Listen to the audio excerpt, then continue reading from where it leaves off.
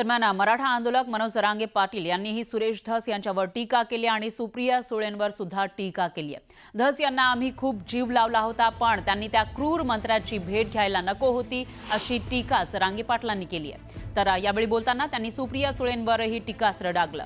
मला त्या राजकारणामध्ये पडायचं नाहीये, फक्त निवडणुकीपुरतं ते असं करतात, त्यामुळे त्यांचं जाऊ द्या, आम्ही आमच्या भूमिकेवर ठाम आहोत, असंही जरांगे पाटील म्हणाले।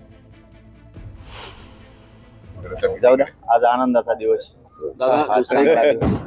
महत्वाची अजिबात नव्हती, परंतु आम्ही लय जीव लावला होता दसांना। जाऊ द्या, तो विषय आज नको, कारण एका क्रूर माणसाला भेट झालेली आहे, क्रूरचं व्यक्तीचं नासक्या मंत्र्याचं नाव आज घेऊन। काल सुप्रिया सुळेंनी भेट घेतली, त्यांनी सांगितले की इथून पुढची लढाई आता मी लढणार आहे, म्हणजे दसांची जागा सुळेंनी घेतली का? मी म्हणतो त्या राजकारणात मला पडायचं नाही, आम्ही आहेत ना। या वाले त्या वाले ही मुळे मतदानापुरती